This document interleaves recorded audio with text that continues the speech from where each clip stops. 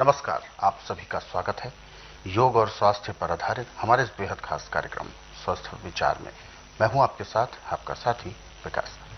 दर्शकों, ये कार्यक्रम ऐसा कार्यक्रम है जिसमें आपको स्वास्थ्य से संबंधित जानकारी दी जाती है, सेहत से आपको जोड़ा जाता है, आयुर्वेद के बारे में आपको विस्तार से बताया जाता है कि कैसे आयुर्वेद के माध्यम से आप अपने आप को स्वस्थ और तंदुरुस्त रख सकते हैं। बहुत ज़्यादा अलग से आपको कोई मेहनत नहीं करनी है, बस जो प्राकृतिक चीज़ें हैं उनका ही हम कैसे सदुपयोग कर सकें अपने जीवन में, उन सभी विषयों पर प्रकाश डाला जाता है। और इन सभी विषयों में हमारा मार्गदर्शन करते हैं जाने माने असाध्य रोग निवारक गायत्री सिद्ध पंडित श्री लक्ष्मण दास रतन भारद्वाज जी। तो चलिए सबसे पहले गुरु जी का स्वागत करते हैं और कार्यक्रम की शुरुआत करते हैं। गुरु जी नमस्कार। नमस्कार। ये कार्यक्रम आप सभी के लिए हम लेकर आए हैं और हम चाहते हैं कि आप इस कार्यक्रम का हिस्सा बने। यदि आपके साथ किसी भी तरह का रोग है, शारीरिक कष्ट है, तो आप इस कार्यक्रम में सीधे जुड़ सकते हैं। हमें कॉल करें या व्हाट्सएप के जरिए भी आप अपना मैसेज हमें भेज सकते हैं। व्हाट्सएप मैसेज में आपको लिखना है अपना नाम, उम्र, कहां से बात कर रहे हैं और पूरा सवाल। तो चलिए आगे बढ़ते हैं और शुरू करते हैं आज के मुख्य विषय पर चर्चा।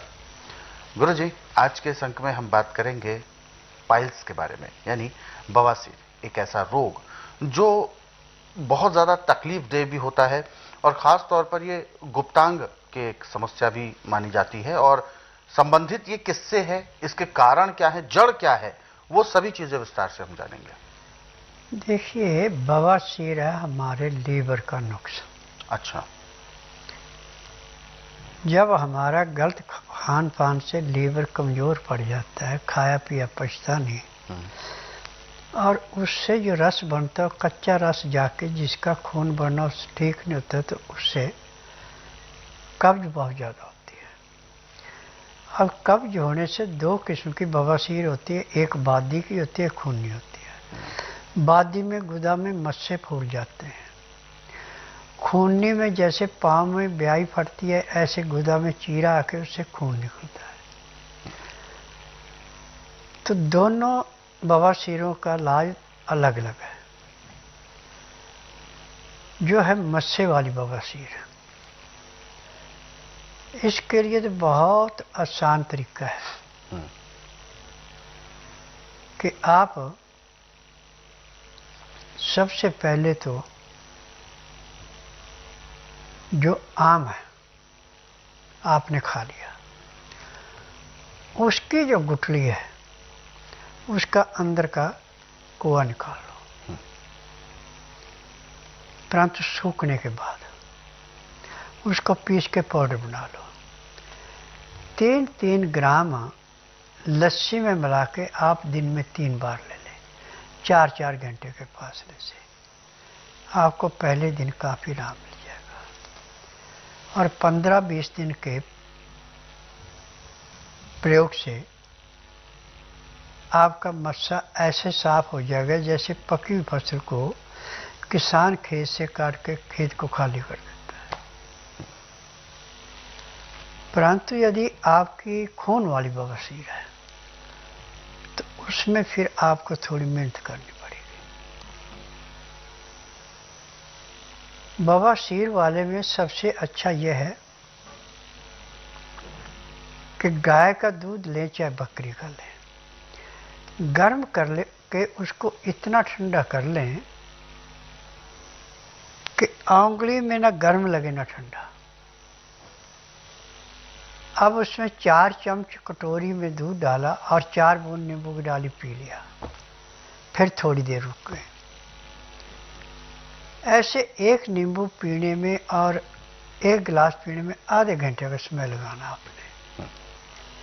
एक बार सुबह खाली पेट पी लो, एक बार दोपहर को पी लो और एक बार शाम को पी लो। तो अब जब आप सोच जाएंगे जितना खून आपको पहले आता उतना नहीं आएगा, कम हो जाएगा।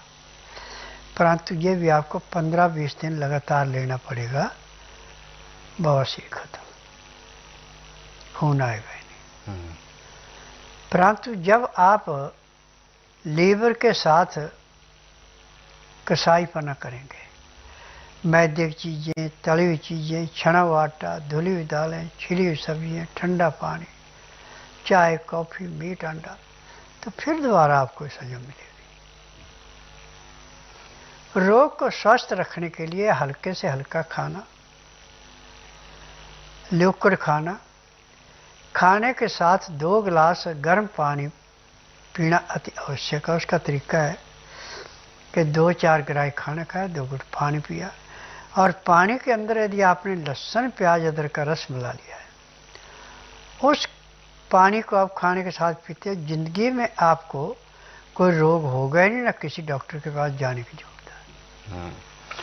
तो यानी अगर शुरुआत में पता चल जाए कि ये रोग इस तरीके के लक्षण हो रहे हैं, तो क्या हम उसको केवल खान पान से ठीक कर सकते हैं कि वह रोग हो ही नहीं?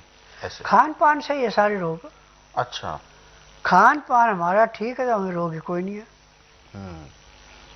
औषधि उपचार केवल तभी करना है जब रोग बढ़ जाए। हाँ जी, तो ये कितने समय तक ऐसा हमें उपचार करना पड़ता है? देखिए, खान पान तो हमें सारी जिंदगी का ही शुद्ध रखना पड़ता है। अच्छा, और उपचार? उपचार तो तभी करना जब रोग होगा, वो भी किसी का 15 दिन, किसी का महीना, किसी का 1.5-2 महीने, रोग खत्म हो गया, उपचार बंद हो गया। तो ऐसे करके हम इसको ठीक कर सकते हैं। बस एक बात और मैं जानना चाहूँगा कि ये तो रही बात घरेलू नुस्खों की। अगर रोग बहुत ज़्यादा बढ़ जाता है और इतना ज़्यादा तकलीफ हो जाता है कि उसको क्योर कर पाना आसान नहीं होता, तो क्या ऐसे में जब स्वस्थ विचार आश्रम में वह रोगी आता है, तो कितने दिन तक उसका उपचार चलेगा जो औषधियों से चलता है? देखिए, बीमारी के ऊपर निर्भर है। अच्छा, यदि बीमारी साल 6 महीने के अंदर की है तो ज़्यादा 1 महीना, और बीमारी आप 15-20 साल पुरानी तो 1.5 से 2 महीने। और मेरे आश्रम की विशेषता है कि मैं खुद अपनी जड़ी बूटियाँ लाके अपनी फार्मेसी उसी में बनाता हूँ। दवाइयाँ रजिस्टर्ड है, पेटेंट है, इनका साइड इफेक्ट कोई नहीं है, और मार्केट में दवाई कहीं नहीं मिलती मेरी। जिस रोगी का नाड़ी परीक्षण किया जाएगा उसी को दवाई दी जाती है, बिना नाड़ी परीक्षण का किसी को दवाई नहीं दी जाती। और जिस दिन रोगी आता है, रोग चाहे जितना मर्जी पुराना हो, 15 से 20% आराम तो उसको उसी दिन परमानेंट मिल जाता है जिस दिन आता है, और 15 दिन में 50 से 60% आराम मिल जाता है। महीने 1.5 महीने रोग समाप्त होते, दवाइयाँ बंद हो जाती हैं। बिल्कुल।